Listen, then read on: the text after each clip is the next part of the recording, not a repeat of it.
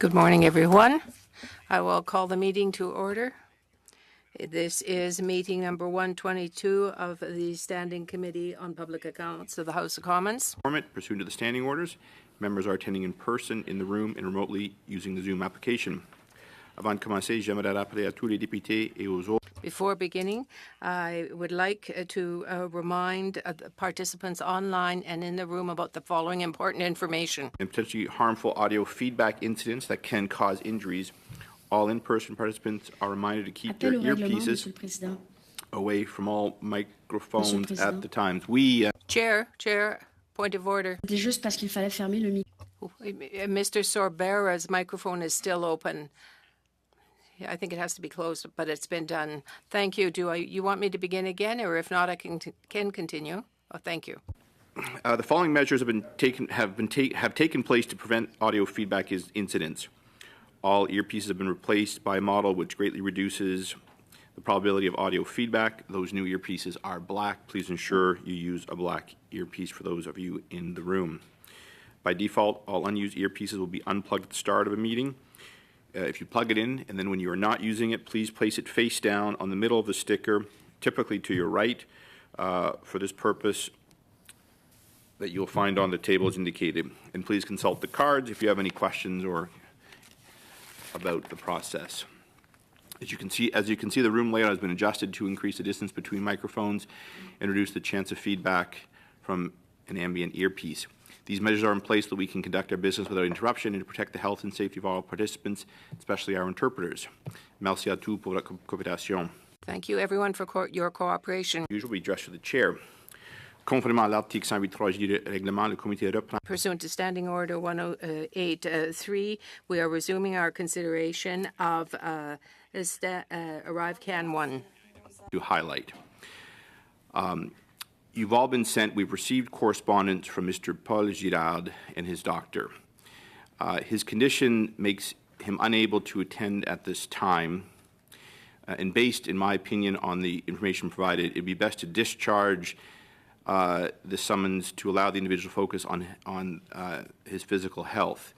In fact, I took it upon myself as chair to inform him of this last Friday. Could I seek consent of the committee to discharge the summons so it is not active or hanging over him? Yes. Very good. That is done. Thank you. Additionally, I'd like to assure members that per the motion adopted on Tuesday, they can expect a subcommittee report presented at each public committee meeting, full committee, which precedes a subcommittee meeting.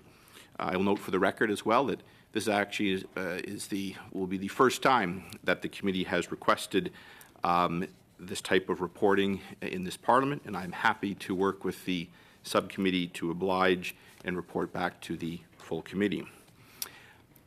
Members will notice that I have added some business after this meeting. This is optional. We can deal with most of this or all of this on Tuesday. And I would like to deal with one issue which involves the release of documents. Puis Madame Sinclair-Desgagnés, c'est une question qu'elle a pour... Madame Sinclair-Desgagnés has a question for us about that. Once we're done with our witnesses today, if we proceed to business, I will make a commitment to members that if we deal with that and then we want to adjourn, that I will vote to adjourn that meeting. So this is my commitment to you that there'll be, this won't turn into a lengthy meeting, because any other business that we have, we can deal with Tuesday. Now, you might still want to wrap it up, and that's fine. That's, of course, your decision, but I am committing, all I have is my word is my bond to you.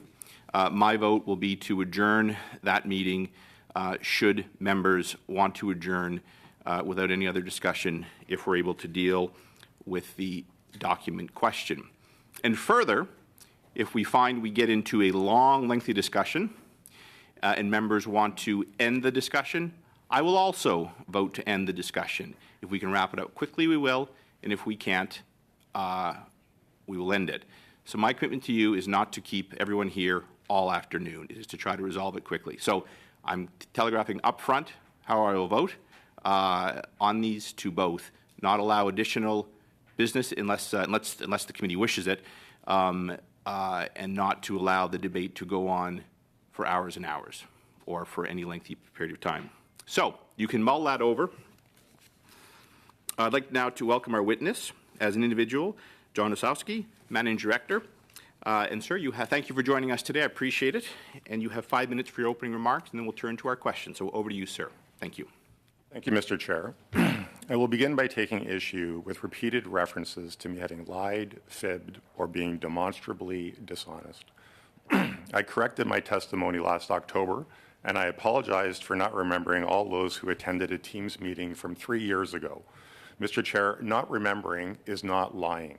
What more does the committee want from me? On Tuesday, May 14th, it was further implied that as a result of my casual employment status with the CBSA that I was gaining some improper business advantage. The sole purpose of this arrangement is to facilitate my access to my emails, calendar, and get the support required to prepare for a committee appearance. Let me be clear, no business advantage has been sought or received as a result of this arrangement, and I have always followed all conflict of interest requirements of myself. I would now like to remind the committee of the exceptional circumstances we found ourselves in during the spring of 2020. We were shutting down the largest unprotected border in the world while trying to ensure that critical supply chains remained functional for the essential trade of food, medicine, personal protective equipment, etc. We had repatriation flights for Canadians returning home and had to manage a myriad of issues with the United States. Coordinating all of this with our U.S. counterparts and supporting the government in this historic time was my priority. ArriveCan helped us administer the pandemic border measures, and I relied upon my officials to deal with the procurement details. With respect to the Auditor General's report, the agency has accepted the findings and put measures in place to ensure this type of situation doesn't happen again. As has been stated by the Auditor General, the rules were in place, but unfortunately it appears they were not always followed. I would now like to offer the following important context. Excuse me. We were asked by the Public Health Agency to develop the app to replace a paper process so they could get critical health information and pass that along to provinces in a timely manner. This was not planned for in any way. Certainly at the beginning, there was no budget, there was no project plan, or any of the other things we would normally have in place for the development of a tool like this. It was about responding as quickly as possible. And no one could have predicted at that time the dozens of versions that would be required to support the orders in council. Excuse me. Mr. Chair, mobile app expertise is a relatively new field for the government, and while the agency had some nascent capability, it was not sufficient, especially as the app changed frequently and became increasingly complex. While the Auditor General stated very clearly that at the outset getting outside support was reasonable, the value for money assessment appears to be partially based on the expectation that we should have hired public servants at less cost to do this work. I find this expectation downplays some important facts. First of all, these skills are in high demand, and the committee has heard that there is roughly a 30% vacancy in IT positions in the government, so I'm not sure we could have run a successful staffing process. Second, it takes months to hire somebody. Finally, with respect to funding, I would remind the committee that the agency absorbed a significant portion of these expenses and that there was no ongoing funding. While make-or-buy decisions are made by managers, hiring public servants with an ongoing source of funds is not considered a prudent management practice. To be clear, as the end of the pandemic was starting to come into sight and border volumes were increasing, what we needed was more border service officers, not app developers. I'd be happy to answer any questions. Thank you very much. We're going to begin our first round. Mr. Barrett, you have the floor for 6 minutes, please. Mr. Osowski, you were the president of the Canada Border Service Agency, is that correct? And how are you employed now? I work with PricewaterhouseCoopers.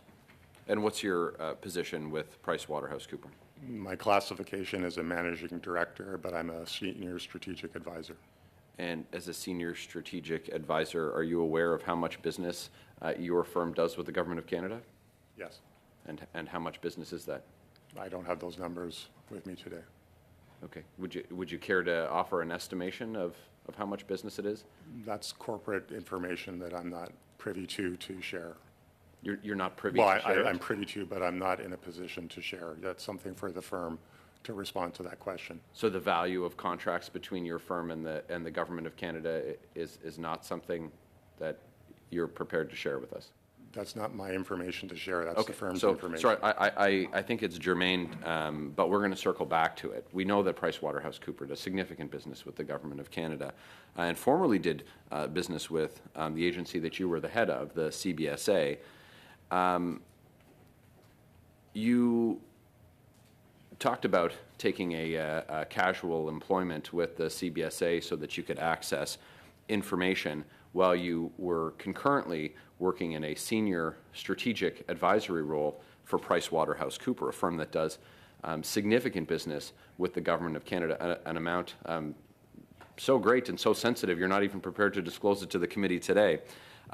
Did you have any restraints put on you on the information that you were able to access when you were employed by the current president of the CBSA in preparation for your testimony before a parliamentary committee? The letter of offer that was offered to me and I signed had conflict of interest provisions in it. I have access to my email and my calendar and other documents associated with events in the emails and the calendar. So to be clear, the events, if I may finish, the events and I recuse myself from all work with CBSA while at public work, PwC. Yeah, we've seen the record of the CBSA under your leadership on conflicts of interest. We heard testimony from CBSA officials about boozy dinners with contractors that were working for the CBSA. So you'll have to excuse me if I don't put great stock in the seriousness with which you viewed the conflict of interest requirements that you said you would follow. You said that you had access to any documents related to items in your calendar and email. Well, as the president of the CBSA, I'd imagine that would be pretty significant. And working for a firm that hired the former head of the CBSA, having previously done business with the CBSA, and doing excess of tens of millions of dollars, if not hundreds of millions of dollars in business with the Government of Canada, it seems that there would be a commercial advantage to having their senior advisor and executive with this firm to have access to all of their information from their calendar, emails, and associated documents when you were given that employment by Ms. O'Gorman. What date were you given access to the CBSA? I don't recall the specific date. It was sometime in January initially to prepare for my January 18th, and then it was restarted again in February. Can you please furnish this committee with the assigned offer of employment? I believe that's in the possession of the agency. I don't have a copy of myself. You don't have a copy of any of the employment documents, so you took a job with the CBSA and didn't keep a copy? I'll look for it, but I think you're better off to get that from the agency. They would have a record of that. Well, if you have it, I would be best to get it from you because we've asked for it from you. I will look for it, and if I have it, I will certainly provide it. Thank you. You still have 2 minutes. Pardon me, I was acknowledging the witness. You have 2 minutes. Thanks very much. You were paid for your casual employment to access the documents in preparation for your testimony. That's correct? I was asked to submit hours for my preparation, and I submitted 1 day. And how much were you paid? It was roughly $500. So you were paid $500 to get access to internal files and documents, which I think I've already articulated is a highly questionable decision, and certainly raises ethical questions when based on your current employment and based on your employer's interest in the commercially sensitive information at the CBSA. Do you have a list of all of the documents, or are you still in possession of the documents that you retrieved in preparation for your committee appearance? Mr. Chair, the one document that I was actually provided with, besides looking at my emails and calendars, was the ATIP that was provided to OGO, which is several hundred pages long, and I did not even look at it. So I know that you asked Ms. O'Gorman for the forensics of what I've touched when I'm in there, and I'll leave it up to them to provide that information to you. I think you'll find it fairly underwhelming. Well, I find it very interesting because the president of the CBSA said that you had access to any of the documents that you would have had access to as president of the CBSA. While that may be the case, I did not access anything or take any advantage that would put me in any conflict of interest. Yeah,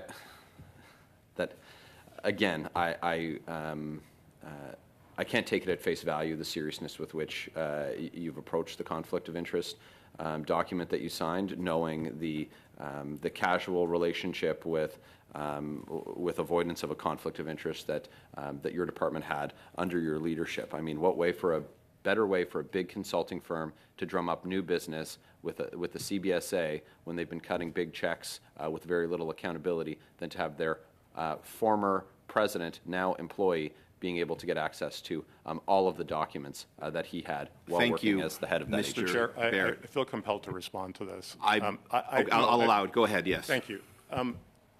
Given all that's gone on for this ArriveCAN discussion over the last couple of years, do you really believe that I would further put myself into jeopardy by pursuing something that had some conflict of interest? Thank you. Yeah. I'll take that question as rhetorical. Thank you. Ms. Yip, you have the floor for 6 minutes, please. Thank you, Chair.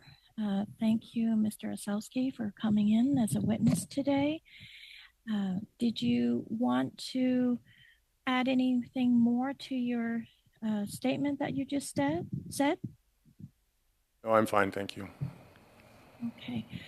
What role did you play in the development and oversight of the ArriveCAN app during your tenure as the president of the CBSA? Obviously, as the president, I was running the agency during the pandemic. We had a request to develop the app from the Public Health Agency because of the paper process that was in place at the time. I asked my officials to look into it. They came up with the idea, and they went ahead and procured the necessary resources to deploy it. And what role did you play in terms of oversight of the ArriveCAN app? Certainly, as the accounting officer at the time, I was responsible for making sure that there was a system of controls in place. Those obviously are delegated down into the organization, and the specific responsibility was given to the CFO. But there's standard operating procedures. There was training before delegations were provided. There was managers' individual responsibilities to validate the work that was happening with their employees. And then there was sample audits and invoice checks that were done as part of the regular financial management process. Did you have any involvement in the procurement process, specifically when it came to selecting contractors? Thank you, Mr. Chair. I was not involved in any aspect of the vendor selection process or any aspects of the contracts whatsoever. What role does the president of the CBSA generally play in the agency's procurement process? Generally, I would only be involved in a procurement process if it required a Treasury Board submission or something that required a minister's approval. Could you please explain to us why it was necessary for you to be rehired for the one day on a casual basis in order to prepare for your committee appearance? Well, you can actually check my my emails on this, but I did not want necessarily to be paid for this. I simply wanted access to my computer emails and calendars so that I could prepare for the committee. As the committee is aware, relying on my memory in the first instance when I came to committee didn't work too well for me. So getting some facts and some clarity of my records was important for subsequent testimonies. So, do you know why they offered you this one-day contract of $500? In order for someone to have access to the government account and check for their information, they need to be on strength. So I was offered a position so that I could access my emails and calendar. And does this one-day contract also cover any expenses? No. Were there any expenses incurred in that one day? Just personal expenses. And this was in order to prepare for your appearance at the OGO committee on January 18th of this year? Yes. Just to clarify, when I say personal expenses, at my personal well-being because of the time I spent preparing, but there was no expenses submitted to the agency. So no personal or work expenses? No. And what you mentioned something about emails you were looking for to support your appearance? Yes. Could you provide some more detail on that? Yeah, sure. I mean, I've gone to committee on 3 separate occasions before now, and as the committee's inquiries have progressed, they've asked for very precise, detailed information, and so it behooved me to be prepared for these types of questions, and in order to do that, I needed access to my emails to refresh my memory and make sure the committee was getting the most accurate information possible to continue their deliberations. And in an earlier answer to your responsibilities as president of the CBSA, you mentioned that you also oversee sample audits. No, I'd said that the agency would perform sample audits of invoices as part of the financial management process, and I think the CFO testified to that to you a couple of weeks ago in terms of the sampling that they did on invoices around ArriveCan. Why were you not rehired for your previous committee appearance on October 24th, 2023 and in 2022? That's a good question. I probably, in retrospect, should have sought that support from the agency to prepare for those appearances. So you mentioned support from the agency. I mean, Elaborate a little bit more. access to my emails and just to get a correct record of events for the committee's use. During your time as president of the CBSA, do you recall the agency providing support to past or current employees to aid their preparation for appearances at parliamentary committees? I don't recall specifically, but it's not an uncommon practice, as Ms. O'Gorman pointed out the other day. Chair, how much time do I have? You're at 0, so if you have a quick question, I'll allow it, but you are spot on at that. Okay, I'm just going to leave it then. Thank you very much. Mr. I appreciate it. Thank you. Thank you. Maintenant, c'est Madame Sinclair. Madame Sinclair Desgagnés, 6 minutes, please. Thank you very much, Chair. Mr. Osowski, you are the managing director of your. Do you know many clients that you would pay $500 to so that they could look at their old email? I don't know any. So why would the taxpayer have to pay that kind of money, $500, so you could look at your email? Is that normal to you? My best explanation of that would be, as a government employee, I was required to submit hours to the agency. I submitted 1 day's worth of hours, and they chose to give me a paycheck. So you can probably best get the answer in terms of the rules around that from the agency. Pourquoi n'avez-vous pas refusé le $500? Why didn't you refuse the $500, knowing that you were already employed by PricewaterhouseCoopers? Why didn't you say no? Why did you accept this exchange of money? Was it to protect the reputation of the CBSA or just to get something in exchange? It was not to get anything in exchange. My initial response was that I did not want to get paid. They asked for my hours and they paid me. I'm happy to pay the money back. Je pense que ce serait effectivement un bon début parce que effectivement. Well, I think that would be a good start because why should the taxpayer pay for your preparation? You prepare for a committee knowing you will have to answer questions. According to the Globe and Mail, the Butler Agency gave to the CBSA, Mr. Hugh Dano more precisely, wrote about in September 2021 and April 2022. You were in position at that time. When did you first hear about Butler's complaints?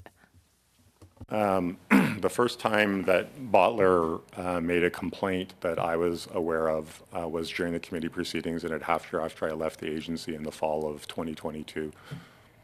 This was well-trodden ground at the Government Operations Committee.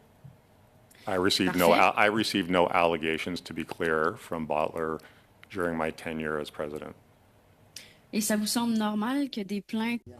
Does that seem normal to you, that complaints that triggered an inquiry, an investigation by the RCMP?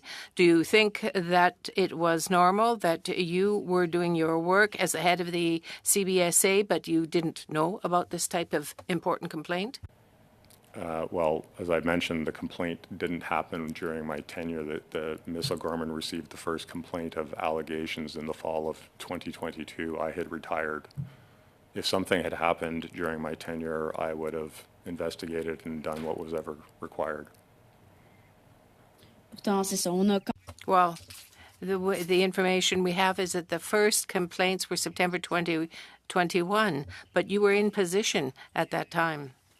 It seems to me very strange that you weren't aware of it. All of this happened, you say, after you left. We heard in Ogo that from Mr. McDonald's testimony that it was Mr. Dohan who had left your office for GC Strategies. He was responsible for the choice of GC Strategies, and they had been competitors. That's just a small added fact I'm giving you. So why did you not set aside Deloitte?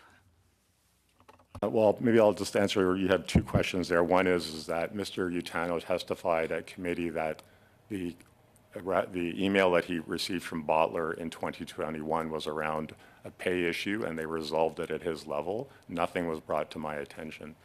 With respect to Mr. Dwan's testimony around the choice of GC Strategies, he made it very clear that he was offered a choice between a technical managed service outsourcing option that Deloitte had put forward, and then something else that apparently had no reference to GC Strategies on it. So I would refer you back to Mr. Dwan's testimony. Mais je vous pose la question, Monsieur. Yes, Mr. Dwan left your office and he indicated that Deloitte had been set aside. So then, if you were president of the CBSA, why are there so few details about complaints, whether it was Butler or a GC Strategy? It seems to me that there is some sort of gap between the complaints from the suppliers and the important contract that wasn't competitive that was given to GC Strategies for these persons who were working for your services. So, it seems to me that you must have been in the decision-making loop. So why don't you have the details? Well, I'm not sure what your reference is to Mr. Dwan leaving my office, but I've stated at multiple occasions at other committee appearances that Mr. Dwan never corresponded with me or provided me with asked me for any advice on anything to do with the contracts or the options with this. And so the testimony is there. The departmental records have been provided. There's thousands of pages of ATIP the committees have access to. I was not involved in the vendor selection process, and nothing was brought to my attention about allegations of wrongdoing by Bottler during my tenure. Donc, seulement Monsieur. So only Mr. Zutano, McDonald, and Duwan were involved in the selection of GC Strategies. You were never informed about anything whatsoever with respect to GC Strategies being selected for ArriveCan. Never. Madame Sinclair? Please go ahead, Mr. Osowski. I was not involved in the vendor selection process. There's no record that I was involved in the vendor selection process. Mr. Dwan was offered a technical choice in terms of a managed service by Deloitte or a staff augmentation approach, and he's testified to that, and I believe you have all the documents around that. I was not involved in the vendor selection process in any way, shape, or form. Thank you very much. Next up, suivant, it's Ms. Blaney. Nice to see you again. You have the floor for 6 minutes, please. Thank you very much, Chair, and it's nice to have some time with you, Mr. Osowski. So I think the biggest challenge, of course, is that Canadians living through so much and then being in a time of inflation and of cost of living crisis, seeing all of these resources out the door has really made a huge impact on them. And I think of, a lot of money, like $60 million in profits, would have made a huge difference in multiple ridings across the country to help people alleviate food insecurity, for one example.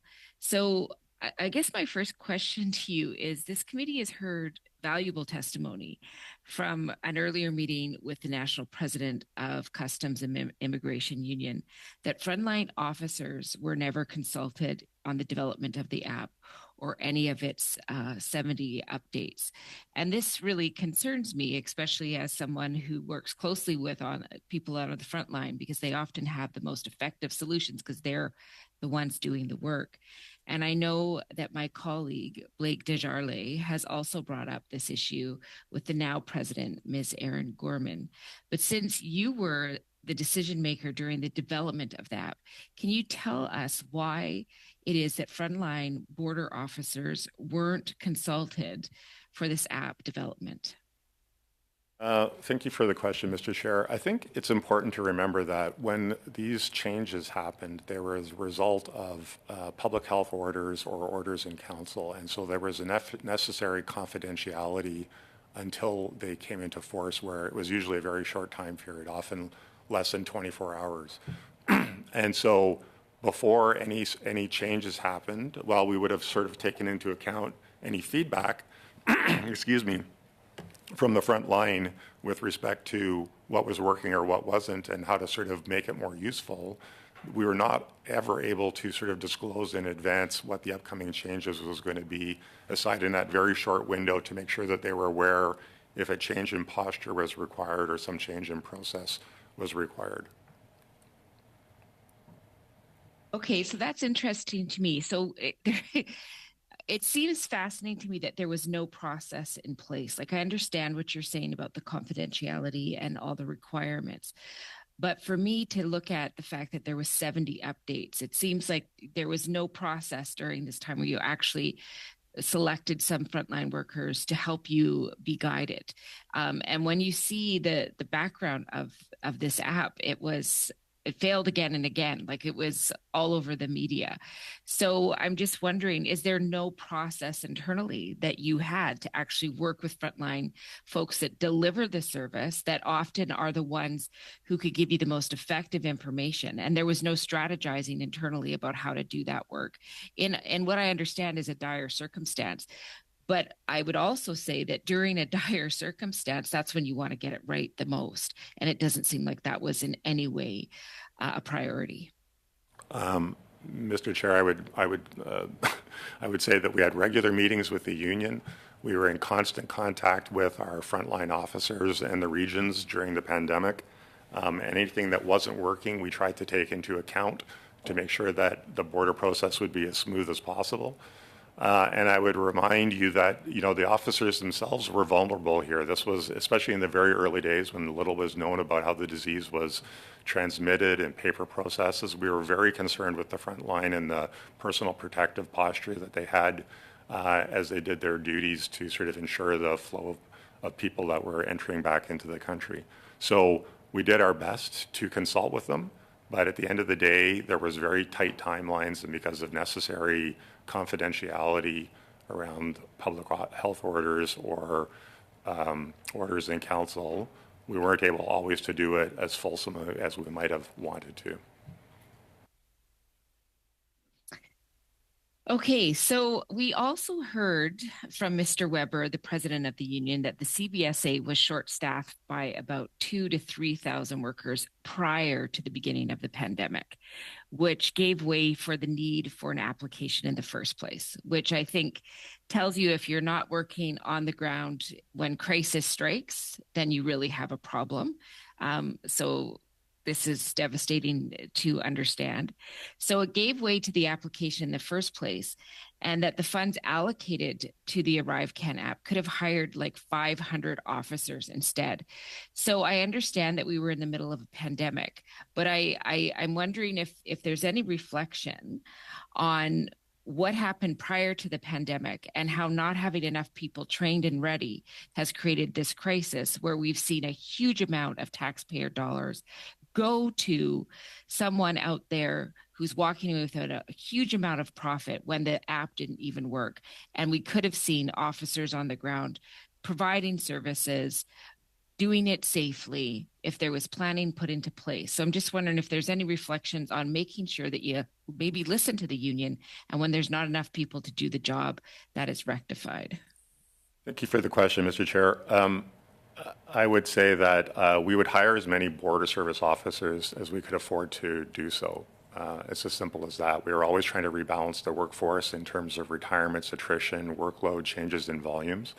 But to be clear, the purpose of the app was not to replace officers. The purpose of the app was to collect healthcare information from individuals so that it could be passed along to the provincial authorities and for the public health agency to use in understanding how the virus was circulating around the globe. So they're mutually exclusive in that regard. Thank you very much. Beginning our second round, Mr. Brock, you have the floor for 5 minutes, please. Thank you, Chair. Current CBSA President O'Gorman and suspended or on medical leave Min Doan, a senior executive at CBSA, have been caught repeatedly lying to this committee and other committees. In fact, the RCMP are investigating currently Min Doan's allegations that he deleted purposely tens of thousands of emails over a 4-year period. Are you aware of that, sir?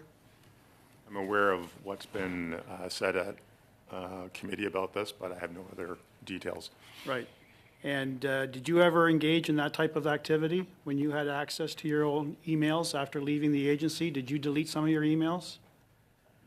Mr. Chair, I have always honored whatever information management, document management principles that were imposed on me by the government. So no, I have not inappropriately deleted any emails. Thank you. Any and all emails relating to your communications with Min Doan or your communications with GC Strategies or anything in relation to the ArriveCAN or Bottler AI would be preserved at the CBSA. Is that what you're saying, sir? Mr. Chair, I've reviewed my emails and I have no evidence that anything has been changed or removed from what I remember. Thank you. Now let's end this speculation once and for all. There's fairly clear evidence on the record at this committee and other committees that it was in fact Min Doan who finally made the decision to select GC Strategies. Do you agree with that? I would go back to Mr. Dewan's testimony, Mr. Chair, and he said Mr. he was Dewan's, offered a technical decision. Sir, Mr. Dewan's testimony is rife with inconsistencies and outright lies. There is evidence from other witnesses, including written evidence, which clearly supports that there was one person who was in charge at the time at CBSA, and it was Min Doan who held that position and who ultimately selected GC Strategies. I'm asking you, sir, do you agree with that or not? I do not agree with that. Fine. The RCMP, as I said, are investigating this and a number of other issues surrounding the CBSA and other agencies. Has the RCMP contacted you, sir? Have they requested any documentation from you? Mr. Chair, no, they have not. Will you cooperate with them when and if they decide to talk to you? Mr. Chair, absolutely. The president of the CBSA, Aaron O'Gorman, appeared 2 days ago and was quite clear that there was only one casual employee contract that was offered to you, and that was in relation to the one-day contract that we spoke about. But that's not accurate. That's not accurate at all. In fact, you've received more than one contract since you left the CBSA. Isn't that correct?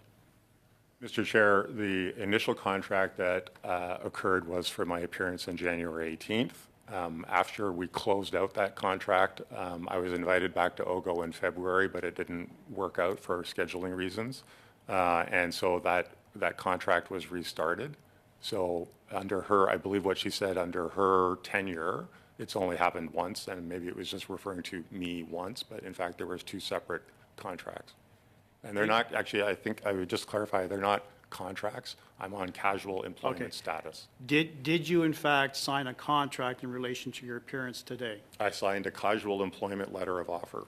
Okay, and how much are you receiving? Nothing. Nothing. All right, now in relation to the documentation, you claim you only accessed your emails and your calendars. But again, that's not accurate because you had access literally to everything at the CBSA surrounding this scandal. Isn't that correct, sir? I guess, Mr. Chair, notionally, I guess that would be the case. But Right. you've asked the department for records of what I've accessed, and I Yes. think you'll find it Well, underwhelming. Ms. O'Gorman was asked the question 2 days ago, what documentation did you receive? She very curtly said, well, I don't know, you have to ask Mr. Osowski. So we're asking you. Isn't it true that Ms. O'Gorman actually furnished you with a number of documents in relation to your committee's appearances, including the statement of allegations against Mr. McDonald and Mr. Utano? Mr. Chair, Ms. O'Gorman has personally not provided me with any information, and I have never seen the statement of fact or allegations against Mr. Utano or Mr. McDonald. So if there were emails from Ms. O'Gorman to you, including attachments with documentation regarding the statement of fact against Mr. McDonald, Mr. Utano, you would disagree with the existence of an email. Is that correct? Mr. Chair, I have no knowledge of any emails from Ms. O'Gorman That is your around time, the Mr. statement Brock. of fact or allegations. Thank you very much. Next up, Mr. Sabera, you have the floor for 5 minutes, please. Thank you. Thank you, Chair, and thank you, everyone. Welcome, and good morning to everyone. Mr. Osowski, welcome to the committee today, and thank you for availing yourself and answering the questions that have been posed. Before I begin into my line of questioning, is there anything, John, if I can just refer to you as by your first name, is there anything you'd like to add to date in terms of the question that you've answered from any of my colleagues, any clarification or anything you wish to extend on? Thank you for the offer. I think I'm fine for now. Thank you. Okay, thank you. John, in your comments to date, Mr. Osowski, you've commented that as CBSA president, you were not involved in the vendor selection process. Can you elaborate further, please? As I say, generally speaking, as a deputy minister, I would only get involved in a contracting process if it required ministerial authority or briefing and or a Treasury Board submission, and none of those occurred in this case. Okay. I'm a recent member of this committee, and I know there's been many questions asked on this issue. Mr. Osowski, from a professional background, how long have you been, or were you involved in terms of working in the public service? Thank you, Mr. Chair. I spent just over 32 years in the government. I worked as a deputy minister in the deputy minister ranks for 10 years, serving both the Conservative and Liberal parties. So you have served under both administrations as a deputy minister in that role? In the deputy minister ranks, yes. Okay. And thank you, Mr. Osowski, and thank you for your service to the government of Canada and obviously its citizens.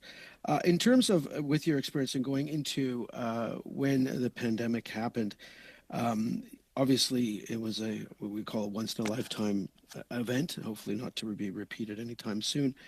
And in terms of the challenges of ramping down and then ramping up and the staffing challenges that you saw and obviously were intricately involved in just because of the nature of what was happening, can you comment on that with the early days of the pandemic, what you were seeing?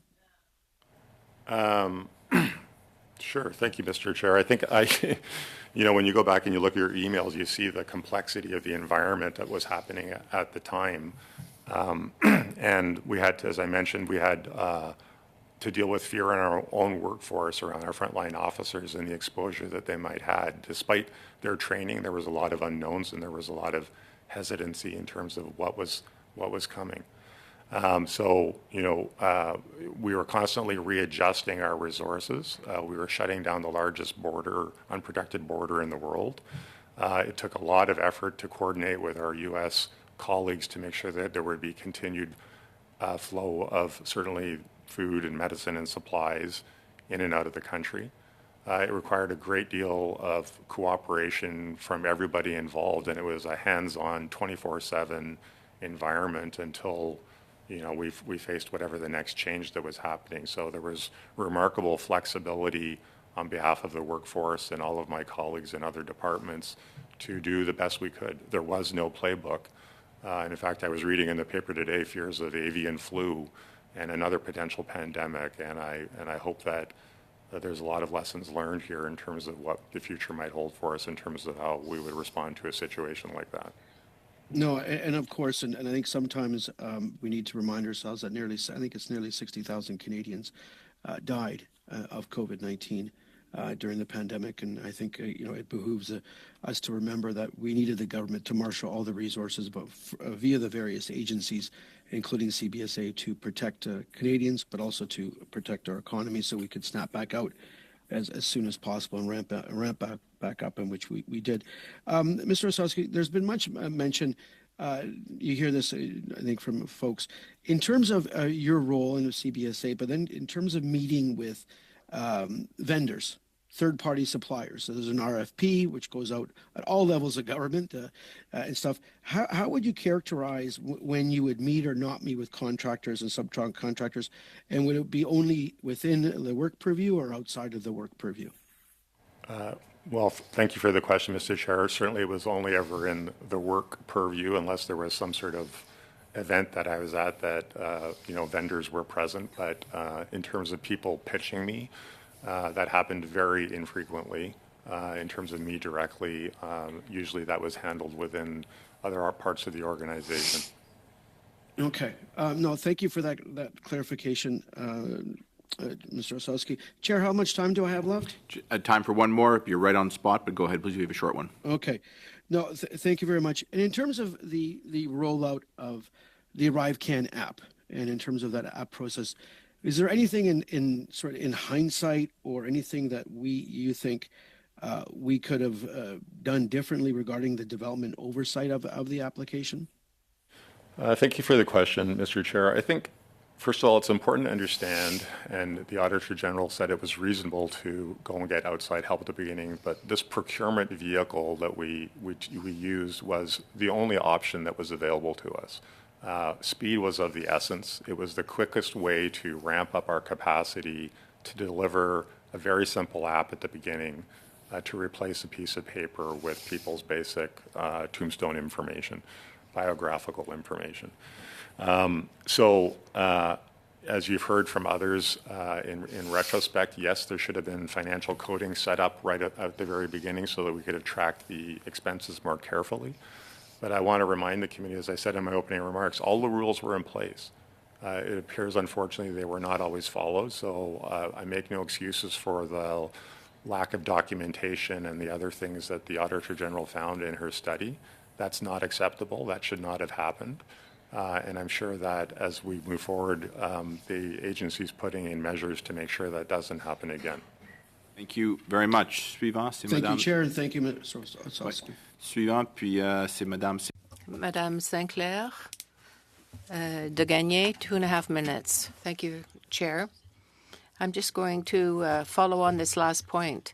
When you were the president of the CBSA, there were events that occurred that were devastating, but there were many poorly documented information papers. There was no information passed on to whoever needed to know about things in the agency. Do you think, given this type of situation, that you did a good job as head of the CBSA? Mr. Chair, I always tried to do the best I could possibly do. D'accord. Okay. Now, if you were in my shoes, and if we were to change places, would you say I would be right to say that the president of the CBSA did not do her job well because of the what was in the report by the Auditor General? Would you agree? Mr. Chair, thank you for the question. So obviously, as the person responsible for the day-to-day agency, responsible to the minister of the day for the running of the agency, In hindsight, yes, there are lessons learned, and if I could roll back the clock, there would have been some changes. But I remain proud of the work that I did and that my team did during the pandemic. Passons maintenant. Well, let's move to another subject, which is perhaps more interesting. Arrive Can demonstrates it's really merely the tip of the iceberg in terms of the size of the problem. Mr. Osowski, given what the amounts that were paid out to various businesses, that's already exploded. We're aware of that. But we do know as well that at the end of your tenure, about 20% of contracts were awarded non-competitively. Were you aware of this fact, and how was control lost at the CBSA? Thank you for the question, Mr. Chair. I have no recollection of the percentages of contracts that were awarded competitively or non-competitively. Obviously, if something's valued under whatever the threshold is, I think it's $25,000, then it would be awarded non-competitively. So I don't have specific Et voilà, Yes, I know the rules. est écoulé. Your time is up. You have the floor for 2.5 minutes, please. Thank you, Chair. So I found it interesting that you just, Mr. Osgodski just said that he's proud of the work that happened around the app. And it is shocking to me that would be your testimony. And I understand it was also your previous testimony in OGO. It's an app that cost millions of dollars to Canadian taxpayers, and now we're spending a lot of time trying to get to the bottom of this. So if that is your opinion, I'm just curious if, you talked about doing things differently. If you could go back, what would you change if you could restart this process? Thank you for the question, Mr. Chair. Look, there was no choice but to develop an app. It was clear that the Public Health Agency needed a better way to collect this information. I am proud of the way the agency responded. Obviously, I'm basing it on what I knew then versus what is being revealed now. And the app was still the right answer to the challenge that we had. It facilitated our ability to manage the border, and it will continue to facilitate in its new form legitimate travel and trade across the country. And other countries are using similar approaches. So in terms of what was spent, that's the debate of the procurement system. And people are looking at that in terms of how to manage that better. But it was the only option available to us at the time to procure these outside resources to help us build the app. So through the chair, my next question is, were you aware of the initial allegations of misconduct made by Bottler AI? Thank you, Mr. Chair. As I've answered, those allegations did not come to the agency, as Ms. O'Gorman has testified, until the fall of 2022, and I had already retired at that point in time. So looking back, do you see any serious concerns with internal processes and mechanisms? Because that didn't come up. Is there something that you would do differently? Mr. Chair, if the allegations of wrongdoing had been brought to my attention, I would have done something about it, but they were not. You have time for one quick one, Ms. Blaney, if you'd like. Thank you so much, Chair. So through the chair, that goes back to the question that I asked, though. It wasn't brought to your attention. What mechanisms need to change so it could be brought to the attention of this important role? Thank you, Mr. Chair. Ms. Dutt was free to email me directly, and she did not. So my officials dealt with her complaints, or Ms. O'Gorman dealt with her subsequent issue around the complaint. But Mr. Utano had testified that the first issue that he received from Ms. Dutt was around pay, and it was not about a complaint per se that needed any further investigation, and it was certainly not brought to my attention. Thank you very much. Next up, Ms. Block, you have the floor for 5 minutes, please. Thank you very much, Mr. Chair. I echo my colleagues' comments when it comes to the fact that it is absolutely mind-boggling to have the former president of the CBSA state he remains proud of the work his department undertook, when it is actually the CBSA that has served as a bellwether for the complete debacle we are studying now, known as Arrive Scam, and all of the other issues that have started to arise when it comes to procurement and contracting across all departments in the Government of Canada. I'm going to circle back to some of the questions my colleague Mr. Barrett asked, just to make sure that I heard your answers correctly, Mr. Osowski. When appearing before the Government Operations and Estimates Committee, and I'll start by restating, the umbrage you seem to have taken or are taking with the fact that individuals have accused you of lying when you came to committee. And yet when you appeared before the Government Operations and Estimates Committee, you did lie about ever meeting Christian Firth. You did not say, I do not recall, when the question was asked of you. You gave a definitive no. And we have that in the testimony. And as we know, at a subsequent meeting, you then corrected the record to say that you had in fact met with him. You stated that you were able to make the correction because the CBSA paid you to provide you with a document stating that you had in fact held this meeting. And I think most Canadians would find it strange that a former employee gets rehired as a casual employee under a temporary contract to gain access to information needed to correct the record or defend themselves, when most people pay to get access to information from the Government of Canada through ATIPs. So from your earlier response, are we to understand that this is a common practice? People getting hired to gain access to information so they can defend themselves? Thank you, Mr. Chair, for the question. Let's be very clear here. When I originally answered no, I testified in December of 2022. I did so without the benefit of any support from the agency. It was based on my recollection. I answered too quickly.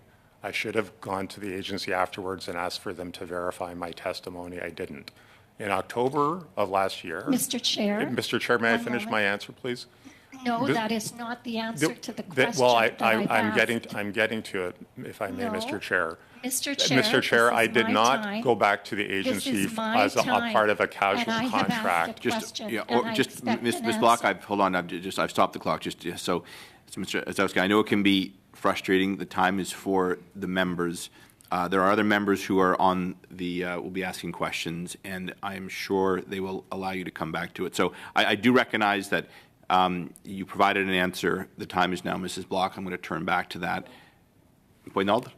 Oui, s'il vous plaît. Monsieur le Président. Chair, there are interpreters. When there are members speaking, two at a time, that can lead to difficulties for the interpreters.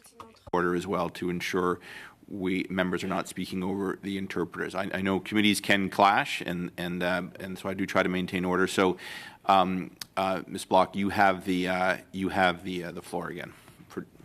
Thank you very much. 2 minutes and 10 seconds. Thank you very much, Mr. Chair, and I apologize.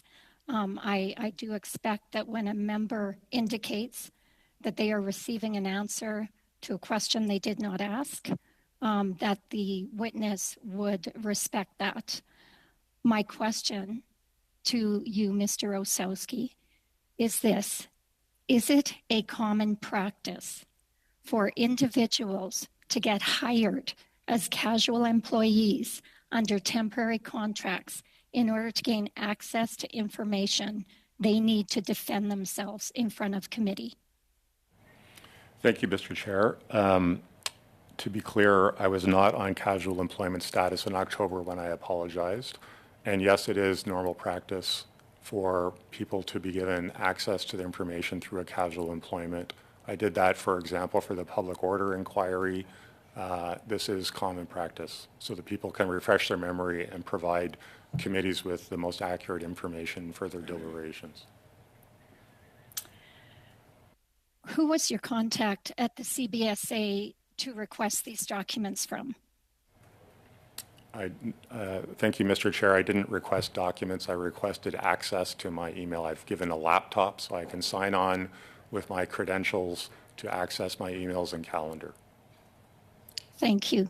President O'Gorman stated you had access to all of your emails and any other information you requested.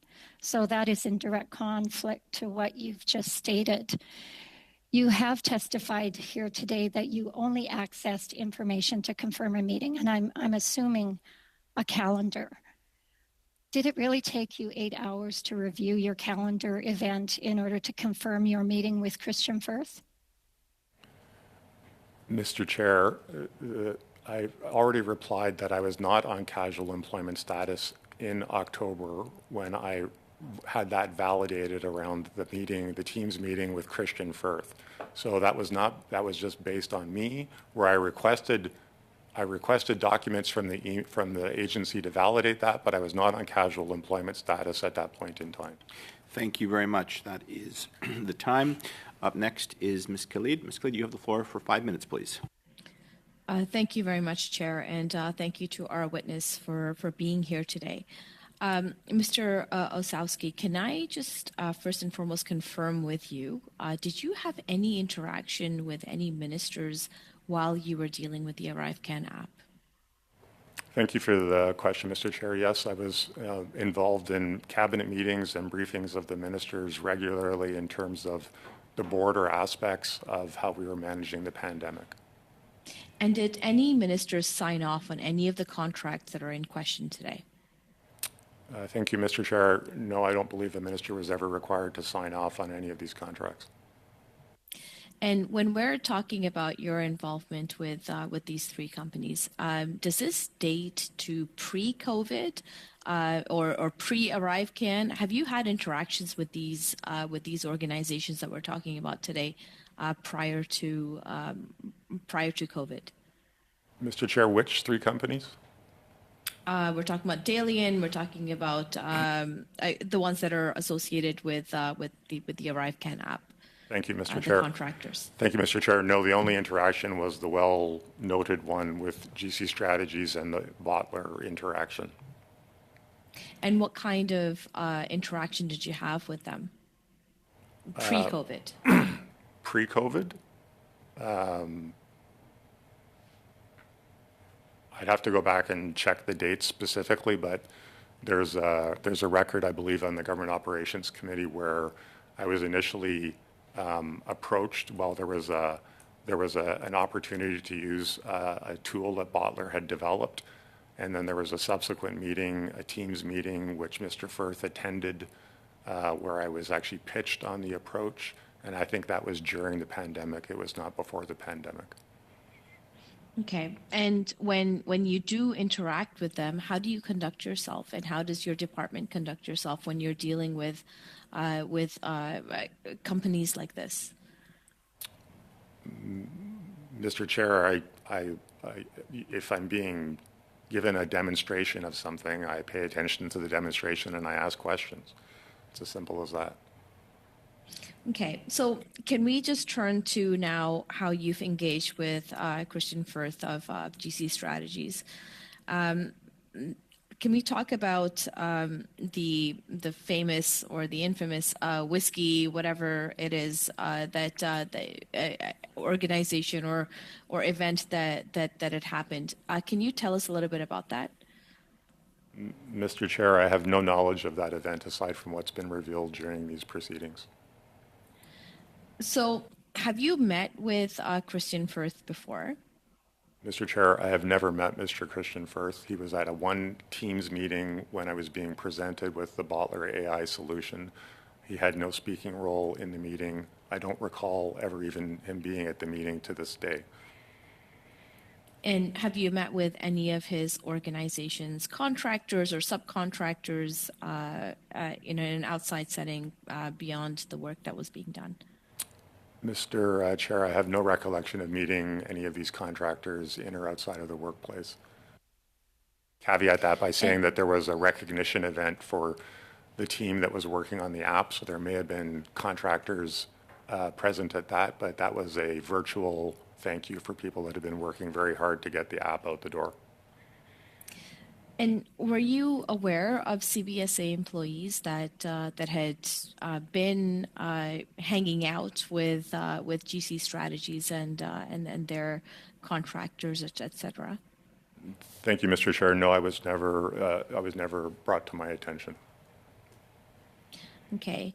And is there anything that you would like to add? I mean, you know what? I understand and appreciate it. I really want to thank the CBSA and the officers that were on the front lines for what is the most difficult time that Canada has gone through in a very, very long time with COVID-19. And our CBSA officers were there. They were supportive. They were trying to make sure that Canadians were protected. And going through all of this, just to reframe what exactly it is that we're doing, we're talking about an ArriveCan app that we think costs too much money.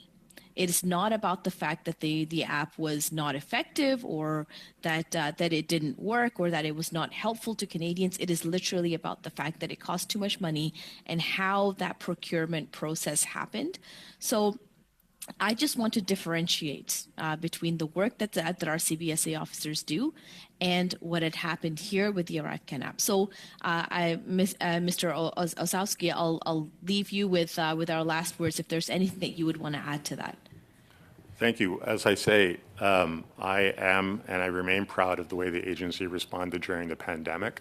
There was obviously lessons learned around the app and the procurement process that everyone regrets and wishes that had not been the case. They're being corrected, and the agency will be in a better posture to deal with whatever curveballs it gets thrown down the road. And if I could just go back, Mr. Chair, if there's some time, just to clarify with Ms. Blocks and actually, we're well over the time. Okay. I'm sure you'll have a chance to come back to that. I appreciate you have a lot to say, and that's why we're just going to begin our third round. Mr. Barrett, you have the floor for 5 minutes, please. Did you have access to the binder prepared for CBSA President O'Gorman before her appearance at committee in either an electronic format or in a paper format? Thank you, Mr. Chair. I have not accessed or seen or been sent any briefing materials for Ms. O'Gorman's use. Was one offered? Was any of that material offered to you? In terms of her briefing book? Any preparation material that was used or designed for the use of the current president of the CBSA? The only thing that I recall is around our January 18th appearance where we appeared together, we exchanged opening statements in advance. How far in advance? I think the day before. That's interesting. Ms. O'Gorman made a point in her appearance this week of saying that there was no effort for anyone to get their stories straight, but certainly witnesses a former employee of the government and a current head of an agency exchanging opening statements days prior to their appearance at committee looks like exactly that. When you accessed files or resources of the CBSA while in your casual employment status, where did you do that? From what location? Thank you, Mr. Chair. There was no intent to get our stories straight. It was a courtesy to share opening remarks. The question, sir. The answer to the question is I access these emails in my calendar through a laptop at my home. Did you attend a CBSA office to receive the laptop or sign the offer of employment? Yes, I went to the office to receive the laptop and signed my letter of employment. Which campus? At the office, the headquarters on Laurier Avenue. Were you an employee of PricewaterhouseCoopers on the date that you had access to the CBSA materials? Were you also being paid by PricewaterhouseCoopers on the same day that you were being paid by the Government of Canada?